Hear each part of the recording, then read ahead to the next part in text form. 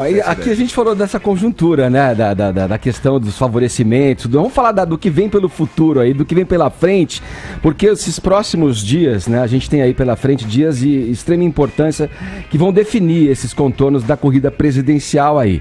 Tem as convenções partidárias, Caio, aí pela frente, o cenário é totalmente indefinido, gente renunciando à pré-candidatura, partidos com uma indefinição ainda muito grande com relação a que lado seguir, quem apoiar, o Centrão tentando se reunir em torno de um nome apenas, mas com dificuldades ainda, mas o fato é que mais dia, menos dia, essas definições vão ter que acontecer para chegar com um mínimo de clareza para o eleitor poder chegar no dia da eleição votando, pelo menos com alguma consciência, né? Esse assunto é bastante interessante justamente para a gente ver o que eu acabei de afirmar, né?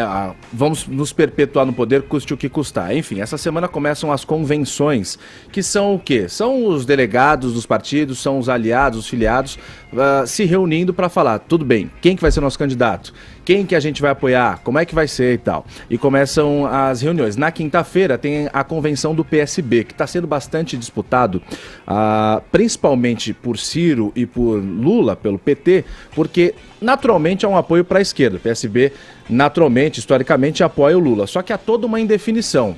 O Lula ele caiu na ficha limpa, na lei da ficha limpa, ele não pode ser candidato, mas ele ainda está no discurso do PT, ou seja, o PT ainda insiste que não, é o nosso candidato, a gente vai dar um jeito e tal, então ninguém fica sabendo, mas o PT vai ter um plano B? Não vai, e o Lula, infelizmente, muito contra meu gosto, ele ainda tem um poder nas eleições, porque o cenário é um com Lula, o cenário é outro sem Lula, o cenário é um com Lula preso, o cenário é outro com Lula solto. O Lula preso, naturalmente o PSB deve virar e falar, olha, quinta-feira não vai ter mais jeito, vamos apoiar o Ciro Gomes. Com o Lula solto, porém ainda inelegível, já é um outro cenário, porque ele pode virar e começar a fazer palanque para um outro candidato, ou seja, esse outro candidato teria as fortes chances, segundo as pesquisas que a gente vem vendo, de ir para o segundo turno. Isso já traz de volta o PSB para indefinição. Pô, mas aí a gente vai com o candidato do Lula ou a gente vai com o Ciro? Sim. O Ciro Gomes do PDT, ele tem bastante interesse no apoio do PSB, porque há os cálculos em torno de quê? Tempo de televisão. A gente tem aí Twitter, a gente tem YouTube, a gente tem Facebook, a gente tem... Mas a TV ainda é o veículo mais importante, ainda é a joia da coroa para os candidatos, para os partidos políticos. O cálculo que se faz como é que funciona a distribuição de tempo de TV? 90% do tempo tem que ser distribuído para os partidos de acordo com aquilo que você tem mais cadeiras na Câmara dos Deputados. Deputado federal, quanto mais seu partido tem, mais tempo de TV você tem. Os outros 10% são divididos de forma igual para todos os partidos. O PDT do Ciro Gomes sozinho tem em torno de 5% de tempo de TV. Com o apoio do PSB, se estima que subiria para 10%. Por isso, brilha muito os olhos do Ciro Gomes, que quer fechar com quem for em troca de tempo de TV, que é em troca de mais chances de ir para o segundo turno e mais chances de colocar aí na presidência da República. O PT sozinho tem pouco mais de 10% de tempo de TV. Chega a 20% com o apoio do PSB. Se deixar de ter essa indefinição aí na quinta-feira, na convenção da quinta-feira. Estrategicamente, o PDT do Ciro Gomes deixou para fazer a convenção dele na sexta-feira, um dia depois do PSDB. Não é coincidência, é tudo cálculo, é tudo estratégia. Outro partido que também está sendo bastante disputado pelos candidatos é o Partido da República, o PR. Também em torno de tempo de TV. Agora, meu caro ouvinte do Jovem Pan Morning Show, você que está no seu carro, preste atenção nessa manobra. O PR está indefinido entre dois candidatos. Entre o Lula, entre apoiar o PT e apoiar o PSL de Jair Bolsonaro, que um não tem nada a ver com o outro. Bolsonaro é extremamente conservador e aqui no Brasil considerado um candidato de direita, ou até extrema direita, como queiram colocar, e o PT tem a defesa das agendas de esquerda. Agora você fala, mas como assim? Então não tem questão de ideologia, tem questão de puro interesse. Claro. E por trás disso, o apoio ao PT vai na contramão do que votou em 2016. É uma luta votou pelo impeachment de Dilma Rousseff. Ou seja, tem alguma questão ideológica numa coisa dessas? É bem esquizofrênico, né? Olha, ô Joel, o que se observa é um pessimismo, é um desalento com relação a essa próxima eleição, né? Esse processo eleitoral todo aí. Você vê alguma luz no fim do túnel? O que você poderia dizer pra gente nesse aglomerado de siglas que totalmente indefinidas e muitas vezes incoerentes, se você for olhar o ideal do partido? As ali, ideias, né? Tudo pelas ideias. Exatamente. Olha, eu entendo, as pessoas estão fartas desta velha política, que é uma negociação apenas por interesse, né? Apenas para se aproximar do poder. E quando isso vem junto da corrupção, então, daí a gente tem esse caldo aí de que lega para o nosso Brasil, para o nosso país, esse atraso que a gente está vivenciando.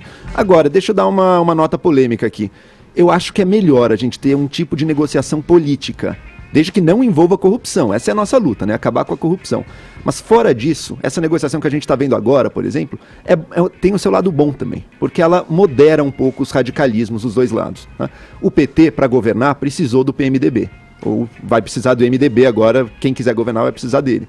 O PR pode ir para um lado mais esquerdo, para um lado mais à direita. Isso, por um lado, mostra como, de fato, a ideologia não está dando as cartas, né? Mas, por outro, vai ser uma força de moderação para quem estiver no poder. Vai ter que governar com gente de centro. Mas, João, não é isso que a gente teve até agora? Você vemos, começou falando, velha política e tal. Não é isso que a gente tem até agora? A gente tem, na teoria, essa coalizão dos partidos, nesse presidencialismo que a gente tem aqui, ela serve para você juntar forças de frentes distintas em torno de um movimento por uma nação. Quer dizer, embora a reforma política não tenha acontecido a contento ainda, como deveria acontecer, eu, como eleitor, estou falando, tá? Eu imagino que os partidos vão se organizando a partir dessa nova ordem vinda de um desejo da população. Não de que está explícito nas regras, né, para a próxima eleição. Eu acho que isso ainda vai demorar um pouco. Quer dizer, não é meio que um contrassenso, não é meio ir contra uma vontade que se detecta no eleitorado brasileiro? O problema é se essa vontade ela está passando por um desejo de melhorar a política, e daí a gente está meio decepcionado, né? Cadê as grandes opções de renovação? Estão lutando muito, está muito difícil de surgirem. Ou se esse desejo que às vezes aparece na população é o desejo de chutar a política para fora, né? De acabar com a política, e daí pode ser perigoso. Então, bem ou mal, nesse jogo entre esperança e decepção que a gente vive na política brasileira, eu acho que é bom o Brasil não ser um país que, como nossos vizinhos da América Latina, às vezes dão um chute para um radicalismo total, né? Que pode ser muito perigoso. O Brasil tem baixíssimo risco disso acontecer, isso é bom. Agora, a nossa esperança, as nossas aspirações enquanto de um líder que possa nos inspirar e ser um exemplo, a gente vai continuar sonhando um pouco ainda. Você tem aí nos partidos de centrão, você tem o PP, o Solidariedade, o DEM. PRB e o DEM. O DEM que também estão sendo disputados aí. O Ciro Gomes... PSDB e Ciro, né? PSDB e Ciro estão disputando Democratas aí, tá? Exatamente. Só que o Democratas, ele tem uma dúvida enquanto ao PSDB, porque o Alckmin não deslancha nas pesquisas. O Alckmin, por si só, tem 25% do tempo de propaganda. Agora, se o Ciro conseguir também os apoios do Partido Centrão, já vai para quase 30%, já ultrapassa o Alckmin. E alguém duvida que o PT também, numa ocasião do Ciro estar no segundo, não vai apoiá-lo? É claro que vai. O PSDB é que ele não vai apoiar, né?